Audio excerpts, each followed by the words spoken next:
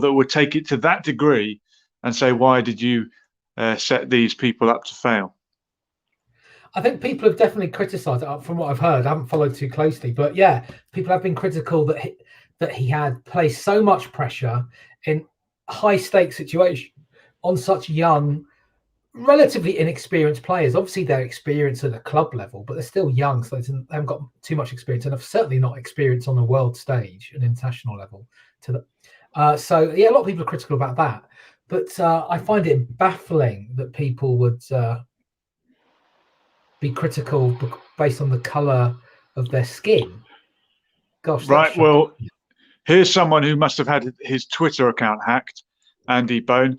N-word ruined it for us. This is what some people's go-to reaction is when their country loses.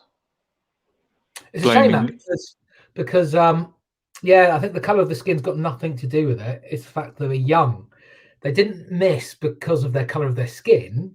I think most logically it would be because they're young, they're inexperienced. That's why, and they were placed in a high pressure situation. It's strange that people would pick on that aspect.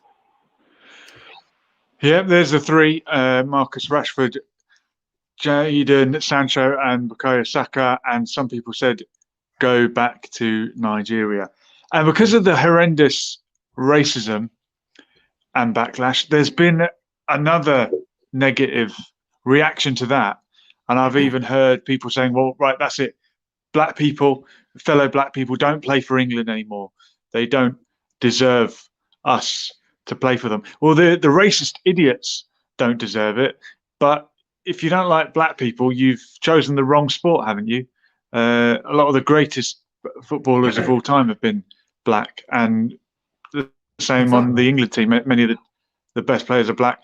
It's a mixed team. They've got different backgrounds. There's a lot of immigrant backgrounds on that team, not just the black players. Several of the white players have Irish backgrounds. And shouldn't we celebrate even more the fact that someone has maybe several countries that they could choose to play for, but they choose to play for England? Doesn't that make them even more English in a way? HK Docs is in the chat. Evening all. Good evening to you. Yeah, and this sort of comes back to what they used to call the cricket test. I think it was Norman Tebbit who said, "Oh, well, you're English if you would play for cricket for England, or you would cheer for the England team." I suppose it's the football test now, isn't it? It's more. Well, now it's the football test. I think that's a good point. Like for instance, Bukayo Saka, he probably would get a place in the Nigerian team for sure, wouldn't he? If he probably would for Nigerian team, he's chosen England, more prestigious, arguably. Obviously, we'll find out if Nigeria make it to the World Cup if they play England, or see how they get on. But yeah, I think it's a great point. He's chosen to play for England. He associates with England. I think it's just really. One part of me thinks it's absolute. It's really a great shame that people have chosen to pick on the color of the skin. Another part of me, though, feels that, in a way, I'm glad that the racism that exists in this country has been exposed in a way to show that we've still got a long way to go. Like, obviously, we want to have reached the point where there is no racism, but clearly it shows we're not there yet. Despite, so you'd rather know that, would you? You would, if people are racist, you'd rather have it out in the open and be aware of it. Overt rather than covert is probably better. It's a good way of looking at it. I never thought of that, actually. So had that shot gone in and then England went on to win it, we wouldn't have known that these closet racists were still out there. I mean, to be honest, there has been enough racism in recent times, and people who are against the Black Lives Matter knee stance that the football team were taking. I read in local Facebook groups local to where I live, and it seems to be mainly populated by white British people in this area who are older than me, so probably in 40s, 50s, and so on. And a lot of people there commenting how they were outraged by the fact that the British team were taking the knee, that allowing politics into football. And I just find it baffling that people get so worked up by this, like a stance that only lasts about a minute in order to show that they're against racism, and some white British people are absolutely outraged by this. How politics into football. If you have the right to protest and take the knee, surely you have the right to express your objection to it. Absolutely, I suppose. I just don't know. I just find it hard to understand why people object to it so strongly. What it is that infuriates them so much about it. I think one of the things that people find annoying or that they dislike, is that it's regarded as part of a Marxist movement. Yeah, there's Black Lives Matter has split into several groups, and there are political movements that have the name, and then there's just the general idea that you think black people shouldn't have to put up with racism. I think that's the reason why most people who take the knee in this country do it. But it did start in America, and it was taking the knee during the American anthem because black athletes over there felt that black people in America were being killed at a disproportionate rate. Therefore, they didn't feel they could not respect the anthem, but they didn't feel that everything was right in the country. Therefore, they needed to make a protest. But it's now made its way over here. But there's always been politics in football. Choosing to wear the poppy or not is a political decision. James McLean, an Irish footballer who plays in the Premier League, every year refuses to wear the poppy. That's his political stance. And I would think most of the people that dislike taking the knee also object to James McLean when he refuses to wear the poppy. So you can't have it all your own way. Exactly, and I suppose it could be a tenuous argument, but you could argue the fact that you allow corporations to kind of make profit from the sport. You could argue that's a political decision. That's a matter of policy. Letting profit be the motivating factor, letting corporations sponsor football matches on the shirt, have the advertising. I mean, it's not party political, but it's political in the sense of that there's a policy that's saying, yes, we agree with this. This is fine. Yeah, but you're absolutely. And Ronaldo recently objected to Coca-Cola and their product placement. Paul Pogba also removed a bottle of beer. I think it was a Heineken. That's a very good point. Let's have a look at Rio Ferdinand Street. He came out in support of all the boys who put themselves forward to take a pen. We are proud of you. Takes a form of bravery to step up in such pressurized situations. Yeah, absolutely. Exactly. They put themselves forward to take a pen and to write a memo, but they also took a penalty as well. It is brave. It's tough. I can't imagine what it would be like to be in a situation like that, Jules. It's hard to fathom what it would be like, the reality of it. Unimaginable. Yeah. Can't be imagined. You just can't imagine it. Funnily enough, I was actually in the vicinity of the match, but unable to watch it.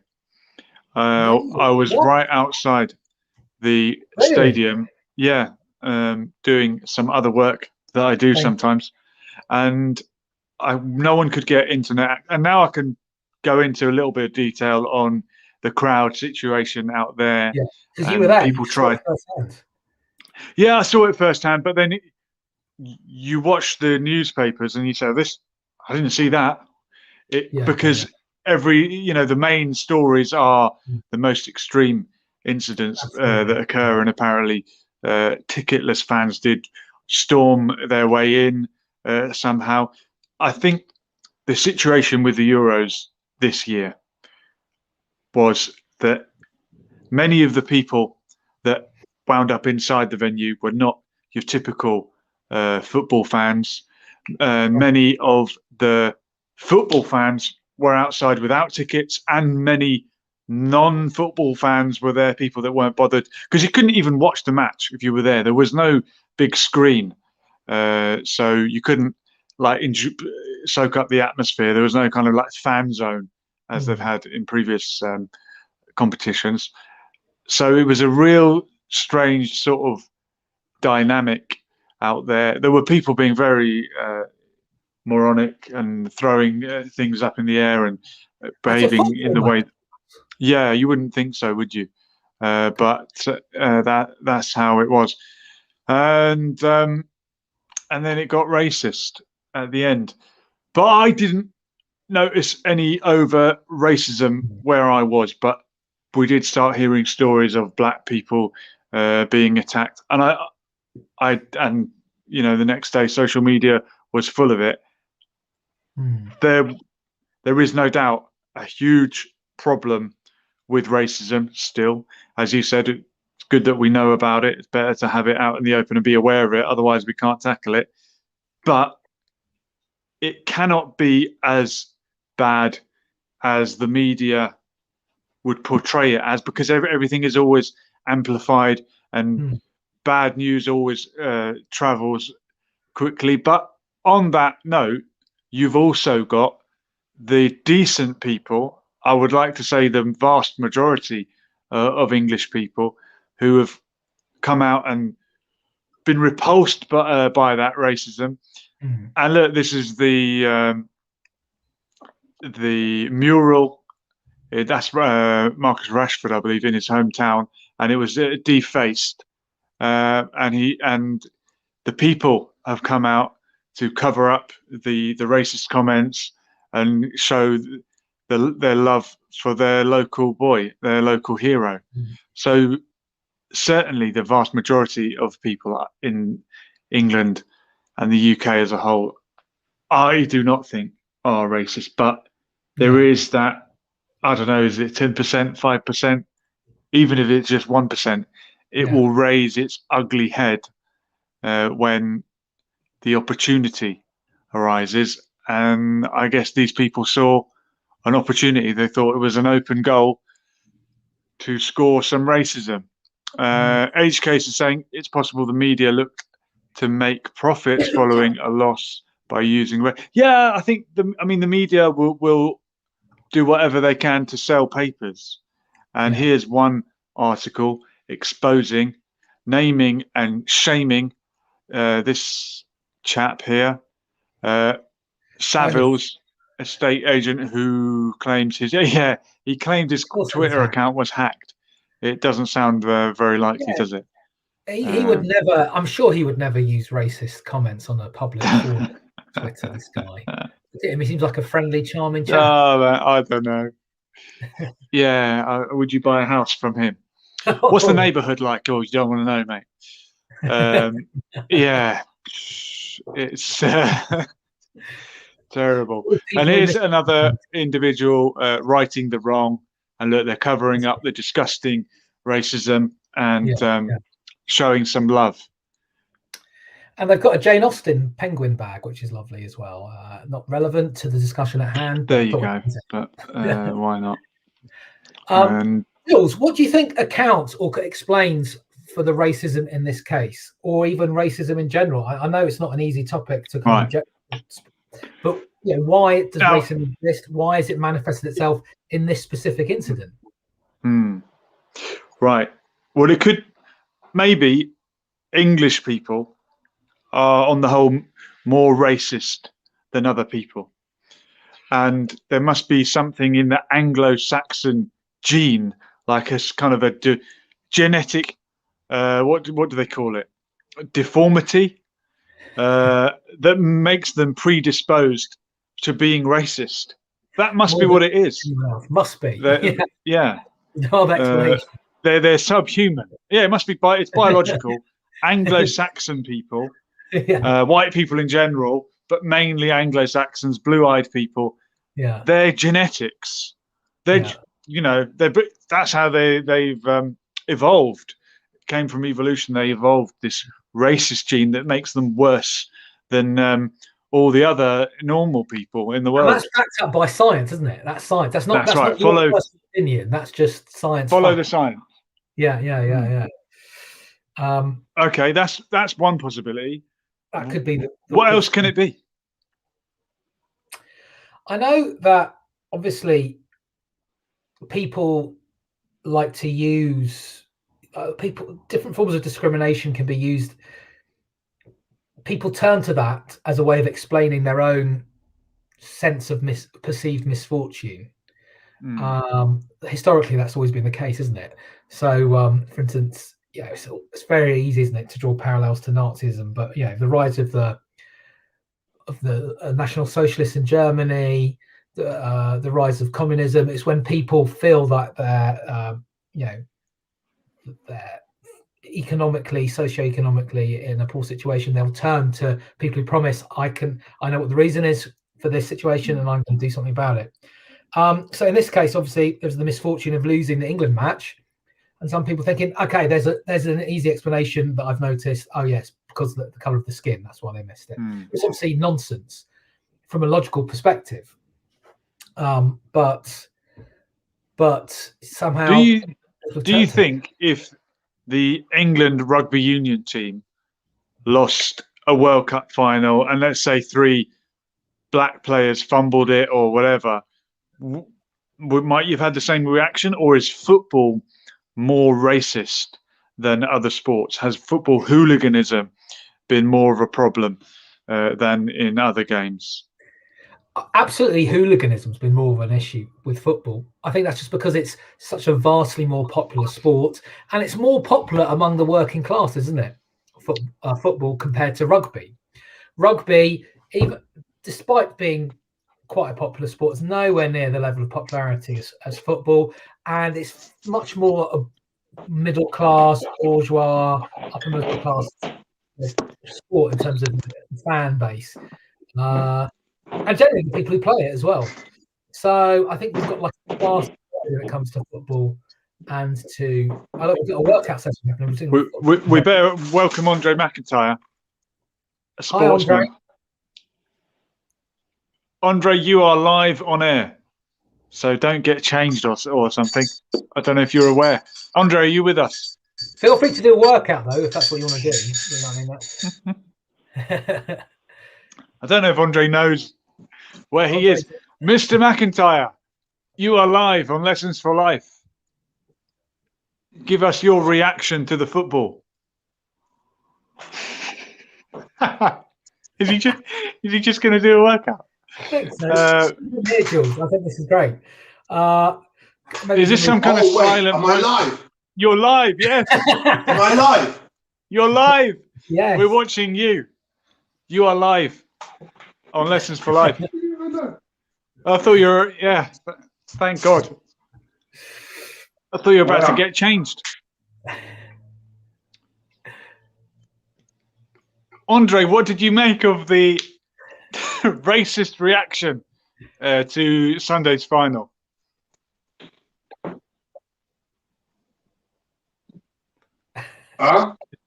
What did you make of the racist reaction to Sunday's final?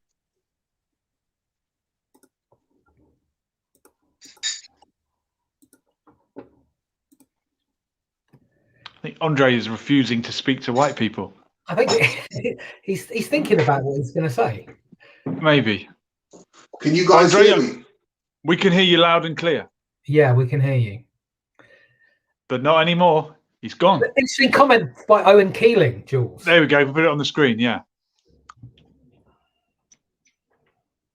The reason people dislike BLM is because they are truly anti-racist. The same goes for critical theory. The reason people dislike BLM is because they are truly anti-racist.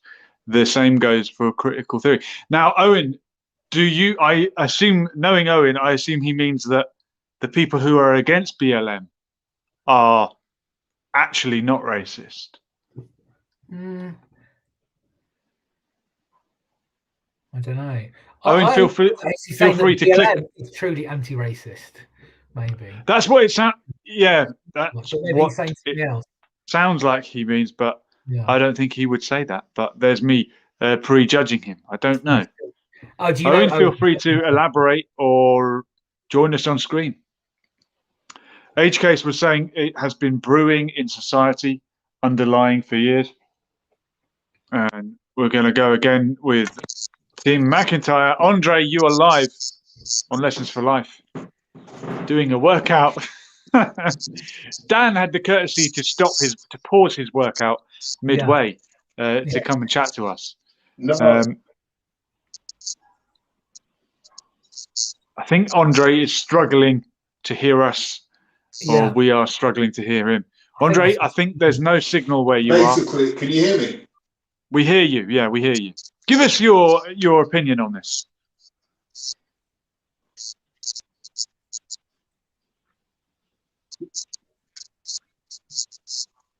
Can you hear me? Yes, go ahead. We want to hear your opinion. On what? Because I've only just tuned in. I was at Nuffield Gym. I've just come home now, so I'm at my house now. You went from one gym to another. My God. We just want to know how you feel as an Englishman, as a black man, as a football fan, regarding the racist reaction to my opinion the performance on Sunday. The fact that a lot of people blamed the 3 black players for missing the penalties when really the color of their skin has nothing to do with it. Yes. All right. So,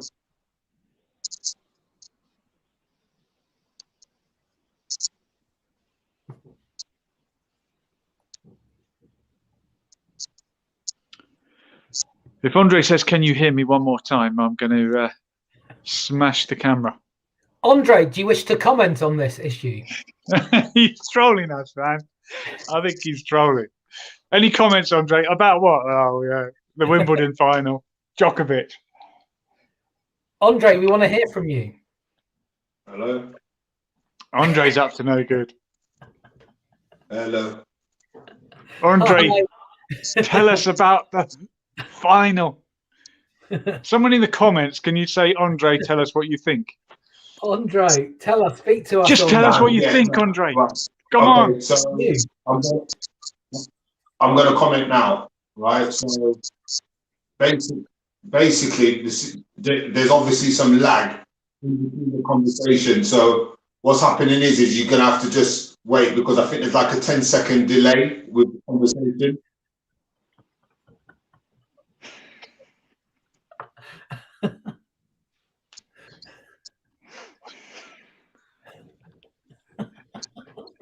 Just go for it. So basically, no delay there, right? Oh dear. All right, Andre. So it's wrong what's happened, but I'll be honest with you, abuse, and people being upset about people's missed penalties and all that is a standard thing, right? Everybody had it. Gareth Southgate had it. Other footballers throughout the years that have missed goals, there's been a problem with them as well. They've received abuse. But I think the internet now is being more used than before.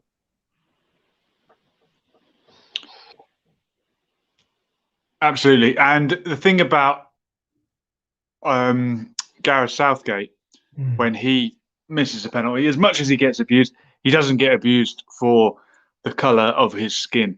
And I guess this is what we mean when we say white privilege, because as tough as life might be, as poor as you might be, you don't also have to worry about the colour of your skin, because that won't hold you back if you live in a white majority country such as the United Kingdom. We couldn't really. Good comment by Melanie there, Jules. Yeah. Oh yeah. What if the role was reversed? What do you think would happen? Well, what do you mean role was reversed?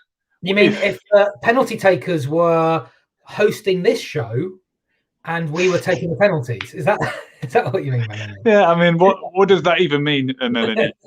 How could that role be reversed? Think it means if it were white penalty takers who missed, that's what I presume she's meaning. Well, it just wouldn't be mentioned. They might be abused.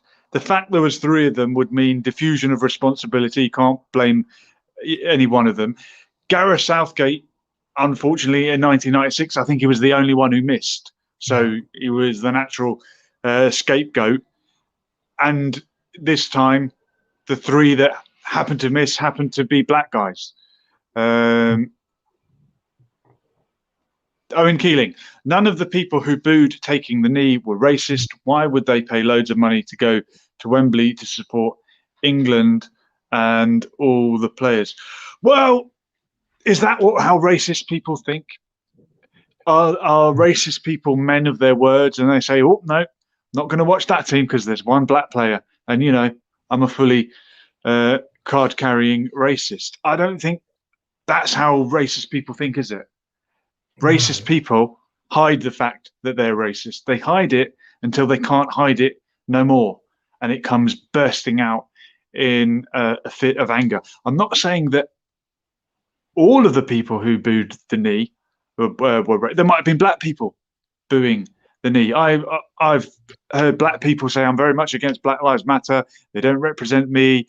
And what they did, I'm completely against it. There may have been black people booing the knee taking process, but I would imagine the majority of people that booed taking the knee would have been white, and I would imagine some of them, not all of them, maybe even not a majority, but some of them might have held racist views.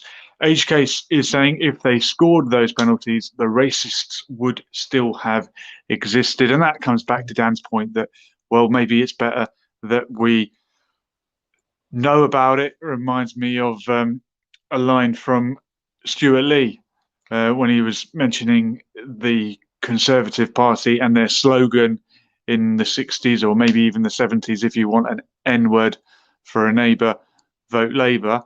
And he said it just goes to show you that the Conservatives have become much better at hiding their racism.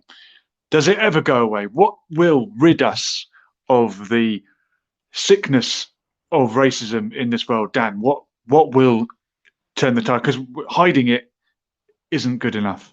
How do we change people's attitudes?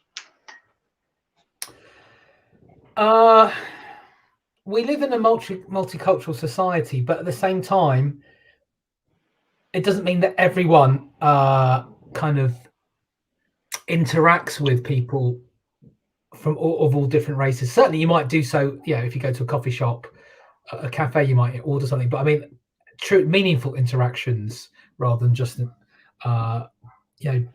where you get to know people. I think once people start to get to know people of different cultures and start to actually understand about the different cultures, then that will help. You know, if someone has like a close friend who is black or who is Indian, Pakistani, and understands a bit about the culture, Hey, then you wouldn't. I'm not racist. A lot of my friends know black people. yeah. I think that's the thing. There's still pockets areas of where white people live, pockets where you find different ethnicities living together and socializing together. I'm definitely not racist. Look, see, just to prove it. Right. Can you see how dark I am? This is the proof. You need to get Sarah on your screen, and then you're not racist. How you doing, Sarah? Yeah, I'm good. Thank you. And speaking about racism, it does happen, and I would say it would happen if you are people of color. That's the time when you actually know it happens, because some white people will probably say it doesn't exist or exist, but you don't know how it feels until it actually happens to you. And unfortunately, I have faced it once here in the UK. And not many times. I've been here long enough to experience worse, but no, once in my lifetime. And What happened? I had a very good job, and I was working with social workers in a team, and the manager there wanted to have another girl to take my job somehow. The way she was talking to me, you know, the way she approached me, everything just gave me really, you know, all the bad signs are there. I do my job, everything is done perfectly, nothing wrong. And then there was another one from the team who knew, you know, what's her intention, and she said to me, unfortunately, she is racist and she wants that white girl to take your job. So she's going to push you out. But she will know how to do it in a way that you can't really say that she's racist, you know? So How did that make you feel? I was really young. It really got to me. And that's why when I say things like this, when it happens to players as young as Saka, he's only 19, it does really last you for a long time. Even if you act like you don't care and, you know, you move on and people try to show how much they care and that support that he you know, obviously received afterwards, it really scars you and it stays there for a long time. Like now, I'm in my 30s. I know how to deal with these situations. I just walk away. I ignore it. If I'm not welcomed in a place, you know I'll meet the right people. Not everybody out there is racist. There are people that are educated, and as you say, when you mix with other cultures, you really know, you understand the value of mixing, you know? So, yeah, I wish these players good luck. I really wish it doesn't really get to them, doesn't affect their life at any, you know, any point of their career, hopefully. And I think my message today from this platform, like thanks to Julian to address it, people might say, why are you highlighting the negative? But it's really important to educate people out there and young people and tell them that it really hurts and it shouldn't be said. You know, it shouldn't really happen. Yeah, thank you. Well done. Oh, thank you very much. Wise words. There you go. Sorry, Are you watching the show? I'm watching. I've got to go. Thanks for having me problems. on the show. That's all right, Dan. I really appreciate you jumping on. Thank you very much. Welcome. Take care. Superb. Thank you. There goes Dan. Really appreciate him getting involved. And we go to another guest. Is that Omar? Yes, sir. It's Omar speaking. This is a super substitution. Danny off, Omar in. You're only here to take a penalty, Omar. Don't miss it. What did you make of the final, and where did you watch it? I saw the final here. I watched it here in Morocco alongside many Moroccan people. I'm not sure which side they were on. I watched it in Moroccan commentary, so I couldn't understand a word what was going on. But I have to say, I was horrified. Yeah, they do love their football, and what I was horrified wasn't necessarily the penalty. I knew it was gonna take place as it normally does. I'm surprised England won. England. I'm not surprised England lost, because England seems they always lose on penalties. But I'm surprised that they brought on 3 black footballers at the end. Why was that? But the structure? Does it matter? Say, okay. Oh, maybe. Look, for the last few years, half the England team have been black. It's a mixed cultural team. You've got Irish players, you've got black players, you've got mixed race players. I don't think Gareth Southgate's looking down his list of possible substitutes and saying, "Oh, well, he's the right colour to come on." Let's try our luck again with Andre. Hello, Andre. Can you hear me? Yeah, we can hear you. You go for it, Andre, because we can hear you. So make your point while we've got you. No, it's going to be better reception now because I've moved into town centre. I'm driving my car. No problem. You're welcome. Basically, just be careful driving, Andre. We don't want to distract you. Just make your point, and then we'll leave you to it. Okay? No, because if I crash, I need you to be on the phone so I can blame you. Oh my God. We don't condone this. What did you make of the final? What did you make of the racist reaction? Obviously, it's wrong.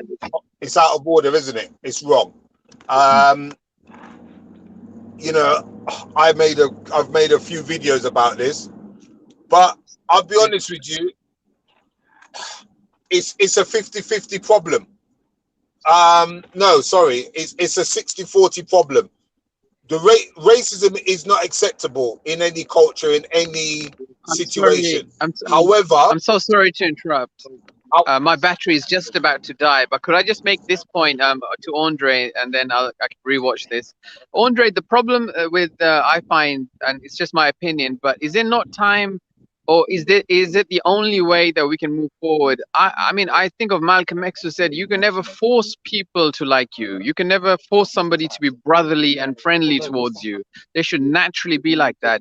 And my question is should we be kind of forcing the white public in England to accept black people? And I myself include myself in that category as a black person. Should we be forcing them to accept us and like us? Where are we going with this?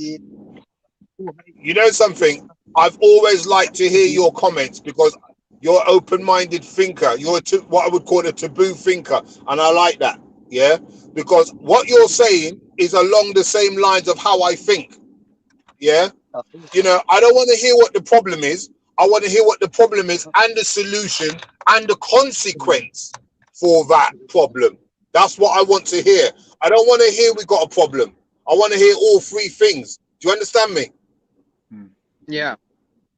Right. Well, So the point I'm making is this. It's a 60-40 problem. And I'm going to answer your question. Is that Triple T? that is, yeah. Yeah. Right. So I'm going to answer the point. Here's how I see it. Racism is not acceptable in any culture, right? We've moved off of that. We're on the next level, yeah? It's out of order, right? But at the same time, we are in control of our own destiny.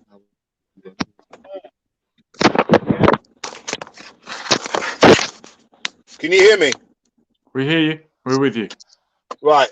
We are in control of our own destiny. And what I mean by that is this.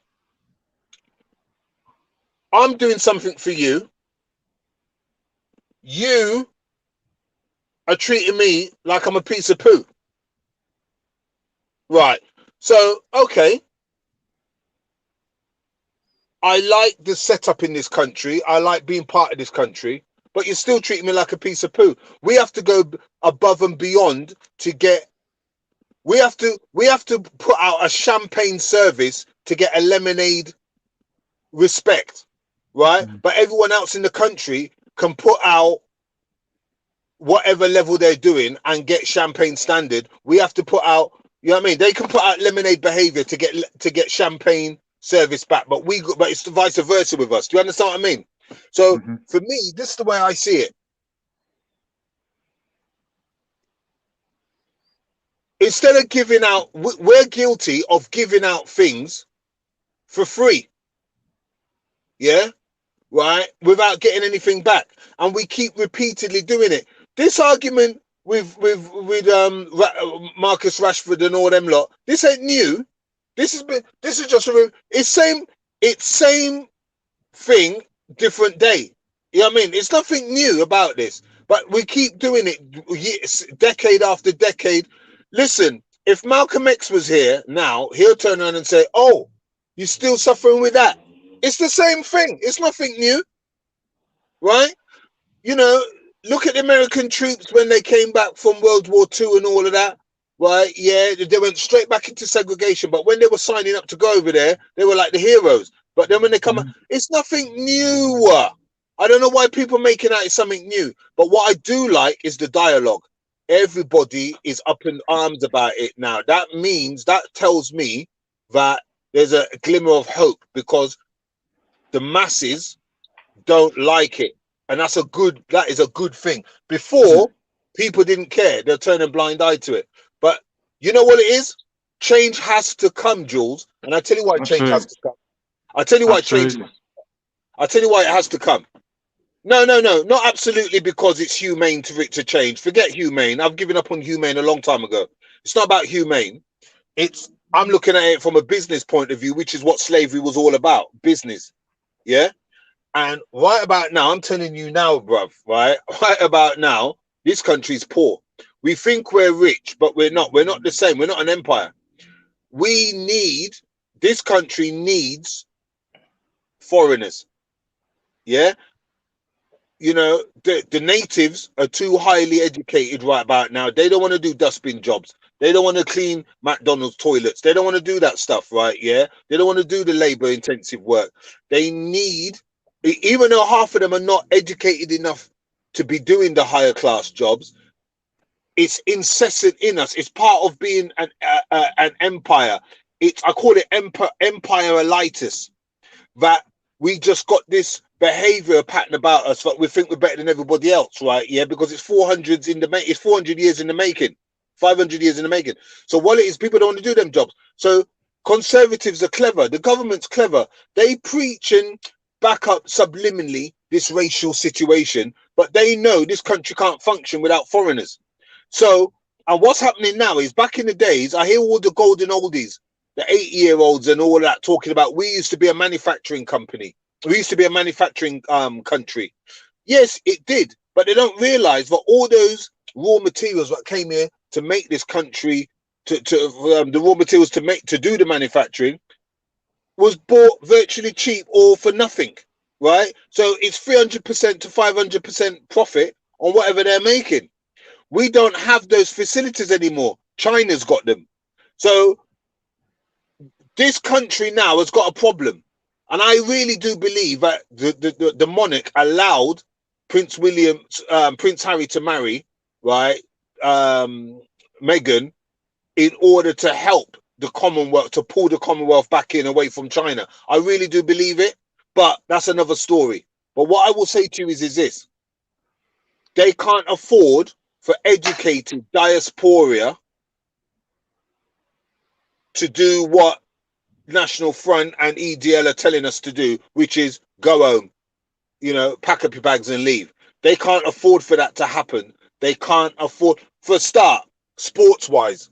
Imagine all black people just left and didn't run or do anything for it. You got to understand, half our medals in Olympics and in sport come from black people. If we were to pack up and leave and go back to the Caribbean or go to Africa and all that, we've lost that. And sport is national pride. Yeah, it instills pride in the nation, right? So when you're losing and getting your ass kicked all around the place, yeah, right, yeah, it don't do good. It's not good for the nation, right? So that's one thing. Secondly, the low paid jobs and all that. We need black people for them jobs, yeah. And there's other situations. The armed forces, people don't understand. I think something like 30% or 35% of the armed forces is Commonwealth. You know, and a hell of a lot is Scottish as well. Scotland are heavily overrepresented in the armed forces. Very much so. So the point I'm trying to make it is that it's wrong what's happened there, but a lot of people have been incited to racism through Brexit, right? But I've never ever believed that racism has left us.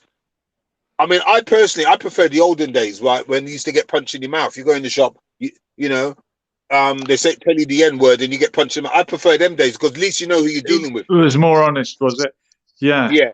Well, I like to think that we're moving forward, but We it's are. depressing to think people are just hiding it and being cowardly and hiding behind a keyboard. Jules, we are moving forward, but we're moving forward for the wrong reasons.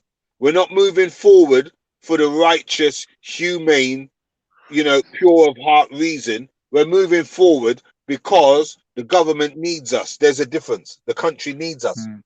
That's the difference. Atticus now is saying Scots are white. The point I'm making about that is, right, people probably say, well, what's the difference? Let me tell you what the difference is. If it's not pure, it's not real. And if it's not real, it won't last. And that's why we keep going back in a recession. Every time black people kick off and all of that, right, what happens then, right, throughout the decades, you know, like the Brixton riots and all that, every time they kick off, they give them a little bit of sweetbread or they give them a little bit of chocolate, right, yeah, in the sense of reparations Like, oh, we're gonna build this for you, we're gonna give you a community center, and then everything calms down because we're too easily to be pleased.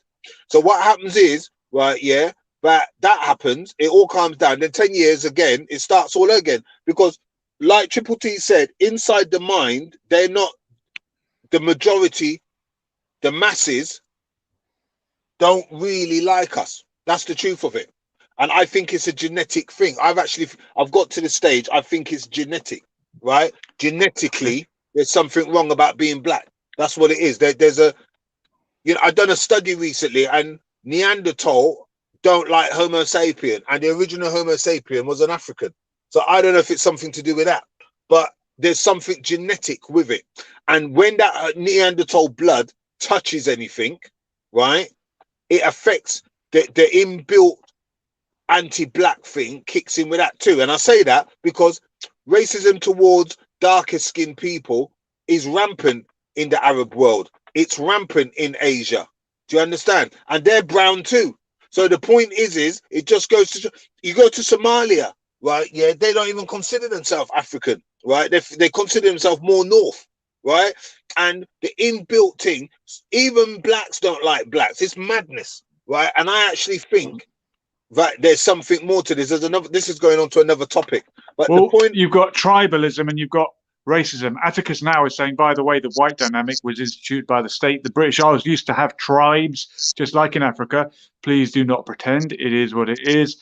Only to white people is there something wrong with being black. Again, white was instituted by the state. Sad peoples of Europe accepted it, yet they came from tribes, just like Africans. Yeah, we used to all live in tribes, and the people from Berkshire didn't get on with the people from London. And then a form of globalization happened, didn't it? Or nationalization. No, can I answer that? Can I answer that point about the tribes? Yeah, they're right what they said about the tribes, but we're missing a major point here, and that point is called evolution. Okay. Yeah, Africa, I believe, is something in a minimum 5 centuries behind Europe in the sense of growth, right? When did England? All right, to answer the point, when did Europe have tribes? 1066. 1066. Mm-hmm. After 1066, right? Yeah, the tribal situation had already ended. So in the 10th century, that's when the last of the tribes was really about. It started formulating into countries. Mm-hmm. Right. Now, fast forward it to 1800s during the colonial wars. European nations were fighting against tribes in Africa. Right. We're 10 centuries behind Europe. So this mentality about, yes, oh yeah, Europeans forget they were tribes. Of course they have, because it's too far gone. Right, yeah, they've had the chance to evolve from that. Do you understand? Right, so that's why that's not a problem anymore, right? And the tribalism has been replaced with nationalism. But and you see, I think people mistake the state for the tribe, and a state doesn't have to be an ethno-state. Britain is not an ethno-state, but the tribes that are within Britain include the Anglo-Saxons, who would regard themselves as ethnically English. And I think English identity is a difficult one because England is not a state. And most football teams that play in the Euros or the World Cup are also a state. But England is not a state. It was a kingdom that joined with other kingdoms and became part of the United Kingdom, but it retains a separate football team. Orient Express is saying ethnic nationalism is just yet greater tribalism. Atticus now, all I'm saying is that as an East African, I accept the world as it is. I do not cry. I love my people. I wish the best to the rest of you. Okay, yeah, but that's an African. Yeah, but that's an African problem. That's African problem. African people are Mother Earth, so their mindset. Right? I don't know if have you ever seen the film, the cartoon film. Avatar. No, I haven't seen it. I you know haven't seen blue. Avatar? No. Right. That's Africans right there. Their mentality is live and let live, you know, but they're more peaceful. They're the original people, so their mindset is like, you know, let's just get on and blah blah blah blah blah with it. And they're right. If everybody lived like that, the world would be a beautiful place. But the problem is there is a warlike tribe, right? Yeah, which is on their borders, and you know, you can't be singing peace and tranquility and love and all of that when you got these people dominating the world. Yeah, and who's the warlike tribe that are dominating the world, Andre? Every other tribe that ain't African. Okay, so not just white people then, everyone other than Africans. You can't say just white people. Look at the Chinese right about now. Don't get it twisted, right? I think China. No, I was going to say I think China are loading up, right? Yeah, are loading up basically because of the threat from the West. But that wouldn't 100% be true because the Qing Wars, right? The unification wars has been going on for a long time, and you know we all know about the Mongolians, right? And they coming from the steppes. So at the end of the day, I would say look, even the tribes are ruthless in Africa. But the truth of the matter is I think it's that warm-like mentality has been pushed on the African for them to think like that. War really isn't the business of the African. The real business of everybody else is war. Everybody makes money out of war except the African. That's the truth. That's how I see it. They were corrupted by the imperialist conquerors. Yes. And when they say imperialists, don't get it twisted. That's not necessarily Europeans. It's because I believe it's to do. Look, I think I'll tell you straight, and it's going on to another topic. But the Neanderthalic blood, that bloodline is warlike. That's what it is. So when that Neanderthalic bloodline has spread out on anything it touched and interbred with, right? People like war. Me, I personally see me. I like fighting, mate. I tell you straight. I like a good punch up. And you think that comes from your Neanderthal DNA, which would be from the listen, my European part of your ancestry rather than the African side. I really believe that, and I'm saying I'm telling you this now. My mum and dad are both Jamaican, right? I'm light in skin because from my mum's side there's the Scottish side. Do you understand, right? But my dad's side is quite dark skinned, right? You know, you would think they're a normal Central African, but my mum's side is quite light, and it's because of the Scottish and Irish DNA. But listen to this. That side of the family, right, is more warlike than my dad's side. The lighter skinned. Yes, right. And so you are saying it's genetic. Say that again. You're saying it's genetic. What, the war and the I am. I think it is. That's not to say black people can't fight, right? It's just the fact that I just think there's something to do with that mindset. Just that mindset. You might be right. Atticus Now is thanking me for reading his or her comments. I have no issue with you. Thank you very much, Atticus Now. I have no issue with you either, and all comments are welcome here. Just keep it clean. Orient Express, as a person of ethnic mix, I've never cared for ethnic nationalism. Atticus Now saying I think it's cultural, not blood. To me, it's cultural, not genetic. Look, I'm going to leave it with this image here from a dear friend of mine that I would love you to chat with, Andre, is a friend from Speaker's Corner called Dan Juma, who I believe is originally from Trinidad. And he is a Muslim scholar and a very familiar face at Speaker's Corner. And he put this together. We stand with our 3 lions. #UK against racism. There they are, the 3 penalty misses. They're still 3 lions, and we should not ever stoop so low as to racially abuse anybody. That's about it from me. Andre, where can we find your channel? Mac Empowerment, YouTube. Mac Empowerment, MAC. Empowerment. Yeah. All right, my friend. Thank you very much for joining me tonight.